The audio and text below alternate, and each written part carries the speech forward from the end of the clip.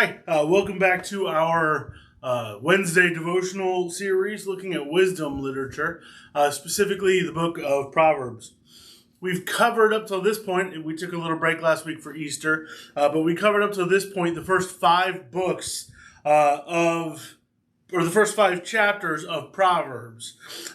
Proverbs, as we've talked about, was written by Solomon to his sons so that they could understand wisdom, what wisdom really is and what it means to be wise. And so that he could impart some of his wisdom, being the wisest man who'd ever lived, onto his sons so that they might be able to walk according to God's will and his way. In the first few chapters, Solomon explained the importance of wisdom, why it was so important to be wise and to seek after wisdom with everything that they are. And then in chapter 5, Solomon starts to get into specific situations that they need to be wise in, specific things that they need to avoid. Most specifically, he tells them to avoid adulterous women. He's not saying that all women are adulterous, but that speaking to his sons, they need to avoid adulterous women or those kinds of women who don't have good morals because they will sort of corrupt him, Solomon, speaking from his own experience, dealing with those type of women that he knew a lot of. As we come to chapter 6, Solomon warns against something else, something that in the little headings on different sections of the passages might say folly. But what he's really talking about here is foolishness and laziness. As we read these 19 verses, follow along and then we'll explain them afterwards.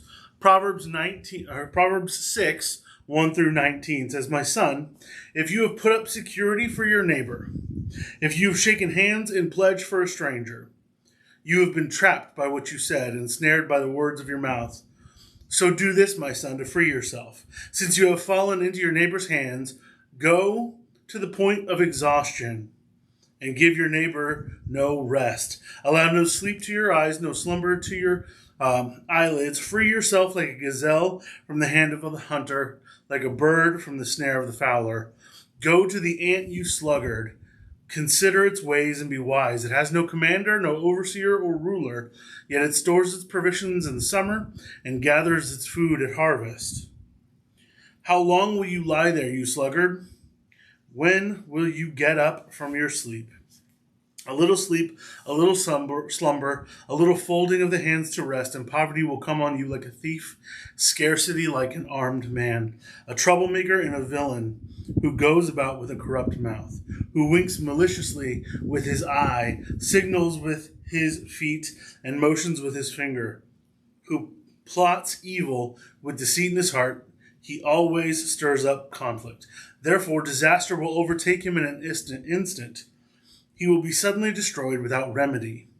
These 6 things the Lord hates, 7 that are detestable to him: haughty eyes, a lying tongue, hands that shed innocent blood, a heart that devises wicked schemes, feet that are quick to rush to evil, a false witness who pours out lies, and a person who stirs up conflict in the community."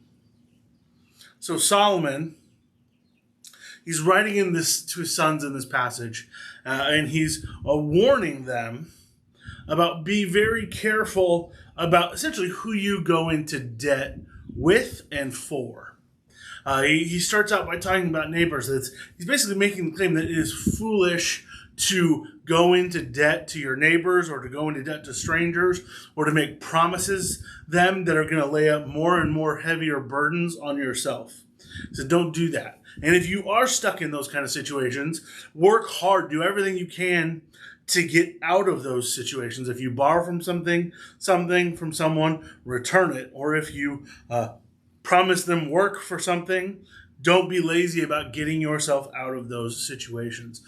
Because those situations where you're in debt to someone for something, or you're in debt to a stranger, or even your next door neighbor, can lead to stress, can lead to problems, can lead to just bad things overall.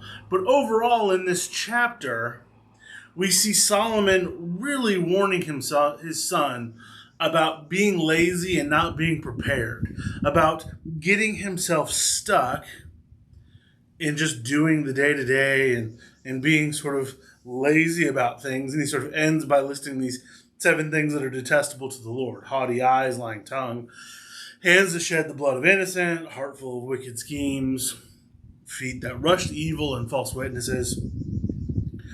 Overall, though, what we can see from these first 19 verses of Proverbs 6 is Solomon warning his sons and us today to avoid taking the easy way out of situations. He's telling his sons, if you get yourselves into some form of debt with a neighbor or a friend, work hard, don't eat, don't sleep, don't stop for a break until you get yourself out of that situation.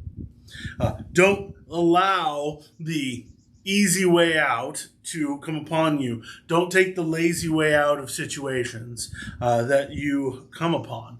In our culture today, the easy way out seems to be the most common.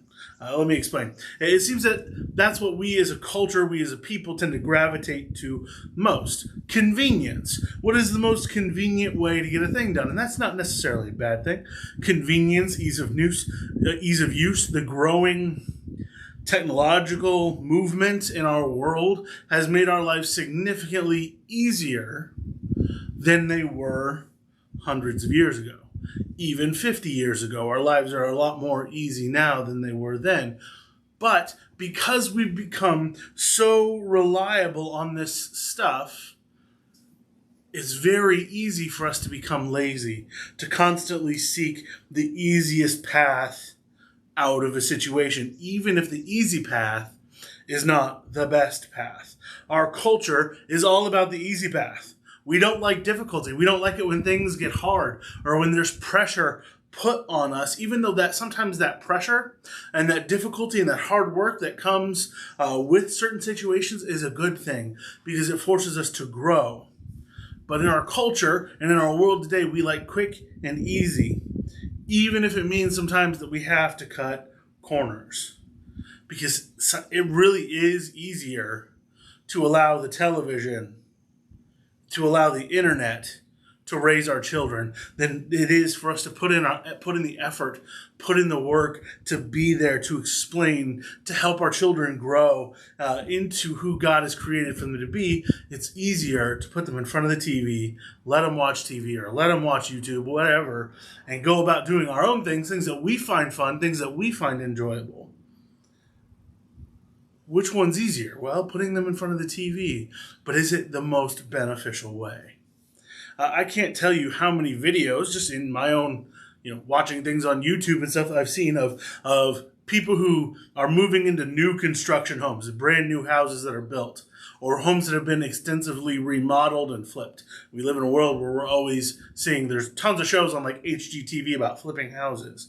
But I've seen a lot of YouTube videos of like house inspectors who go in to make sure homes are safe when people are going to buy them, who will walk through these new construction houses and point out all of the ways that the people who built the house, were cutting corners. We're taking the easy way out to save a few minutes or to save a few bucks. And in doing so, they've made these beautiful brand new houses unsafe to live in. What Solomon is warning against is that type of behavior.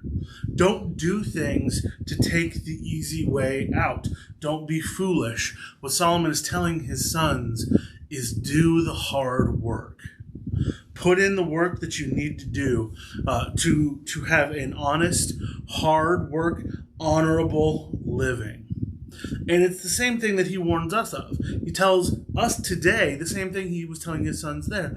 Put in the hard work. Don't be afraid of hard work. Don't be afraid of the difficulty, because it's only through the difficulty, it's only through the hard work that not only can we become, in our own sort of interpersonal spiritual lives, become the person God has created us to be, but it is only through hard work, putting in the effort with our relationships with our family and our jobs and with our friendships, that we can really see good, true, positive growth. Have a great rest of the week.